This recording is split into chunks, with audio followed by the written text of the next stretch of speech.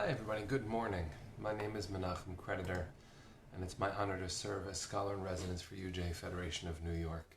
We are coming to you even today, even Friday, going into July 4th weekend, because Torah is beautiful and community is precious, and we love being together in all the ways that this allows. What a great thing it is that we come together so often. So, every morning we are privileged to be together, and Kim, you get our first hello of the morning, our first Erev Shabbat good morning. Hi everybody, Sharon, Jeff, Dale, Linda, hi everybody. Are you ready for Shabbos? I hope you are. Let's take a deep breath and get ready for a beautiful Shabbat. Here we go.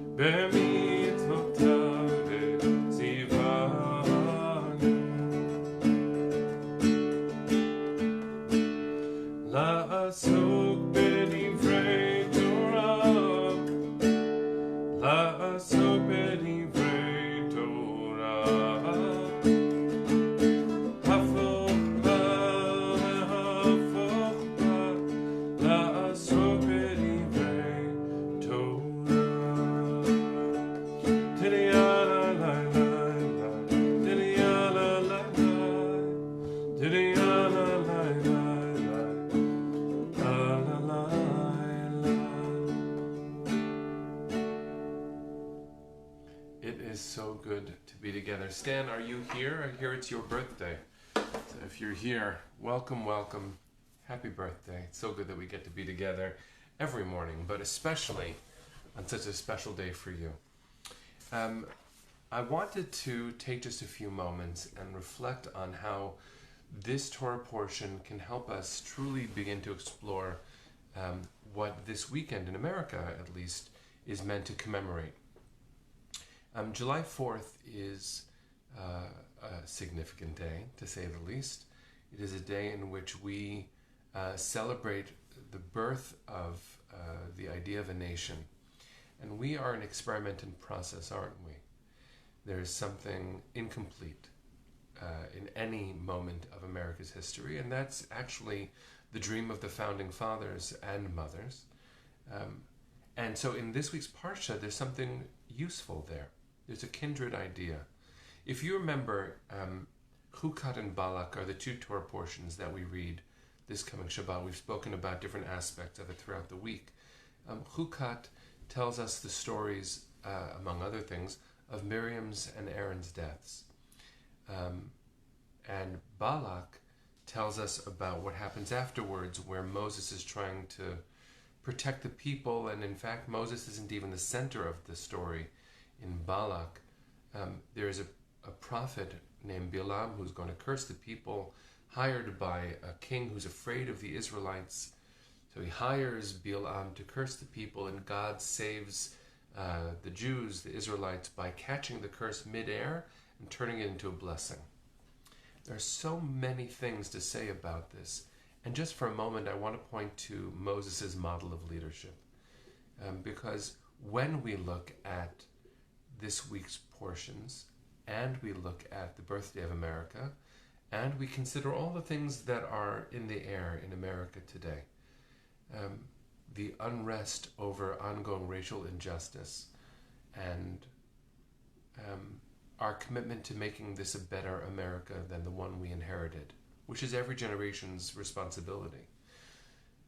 And an upcoming election that will probably not bring out the best in the different sides of American politics. There is something really important about seeing how the Torah gives us a path forward. Moses is so caught up in the middle of so many things. His emotional life is so intense. When God calls Moshe during Parshat Chukat, the beginning of what we'll read this Shabbat, when God calls Moshe forward to bring water to the people, I want us to remember the context. Miriam dies, and the text immediately says that the people didn't have water. And so Midrash, later interpretation, suggests, and we know the story, those of us who have studied really any part of Jewish tradition believe that a magic well followed Miriam wherever she went. When she died, the well went away and the people were thirsty. And they're in the desert. So their thirst is not something that you and I can, thank God, relate to. We don't understand that kind of thirst. They're really thirsty. And we're kvetchy people to begin with. And we've been in the desert for so long. And we're in grief, and we're in trauma, and it's hard. We understand. That part of it we understand. This is hard. Moses, in addition to all of those things, just lost his sister. And so they crowd around him and they say, I can't believe you brought us out to die here. And he says, oh my God, again? Again? Really? So God says to Moshe, take your staff and go talk to the rock. Now what's really interesting is that this is the second time it's happened. God says to Moshe earlier in the Torah, when they complained about water, take your staff and hit the rock. So it's interesting that God says, take your staff. It's as if this is an ultimate test for Moshe. And we know what happens. Moshe goes forward and in anger calls the people rebels and hits the rock, not once but twice. Now there's a midrash that I just relearned from my colleague, Rabbi Jeremy Gordon from England, that Moshe hits the rock once and a little bit of water comes out. And the people say, that's nothing. So Moshe gets even angrier and with full force hits the rock. Now, you and I know what that feeling is like. So frustrated, so hard, so intense. God says to Moshe, go talk to the rock. And he's so caught up in everything going on in his life, he doesn't do what he was called to do. And in that moment, he pays a consequence that we can think afterwards. We can think about. It's an incommensurate punishment. It's not fair. It's too much. And that's true. But what we can take from that is a lesson that the Founding Fathers wove into the fabric of America, and that it would do well for us to remember today.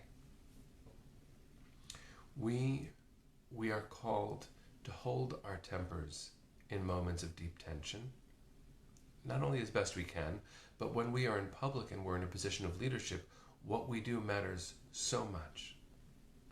When we fail to bring out the best in ourselves and the best of others, we are failing as leaders. And that means in these moments where we are caught up in so many emotions, so much, even more so today, we're called to take a deep breath and see the stress of those around us, not just our own feelings. And if that means take a walk, let it out, take a breath, then that's what we're called to do. I don't blame Moshe for his feelings. That wouldn't be fair. But leaders are held to a higher standard. A standard that Moshe himself is described as living up to more than anyone else in the world. He was the most humble of all people. And even the most humble of all people can lose their temper. So the question is, can we aspire to better? Can we hold our leaders accountable to a better level of humanity? Can we see the months ahead? Because they're not going to be simple. Can we see them as a test of our humanity? So that we don't react every time we're provoked. Can we see something that pulls us together despite and through the trial that we are all in. I know it's a simple thing to say, but I also know it's not a simple thing to expect. So the blessing that I want to wish you and that I want to wish me is that in the moments to come, we find ourselves pausing more than we have in the past. Not hitting, breathing, speaking. Even when, there's not enough water, there's not enough air, there's not enough togetherness. This is a moment where we're called to name what it is that we need without yelling at each other as if the other could provide the answer in this immediate trauma. They can't. No one can. A leader is called to provide a model of humanity. That's how we're going to get through this. So I want to bless you with that kind of inner spirit and with enough thought moving forward that we could actually yearn for it together effectively. Wouldn't that be nice? So, everybody, I want to wish you a beautiful Shabbat. I hope the Shabbat to come feels like Shabbat to you. So, let's sing our way into it.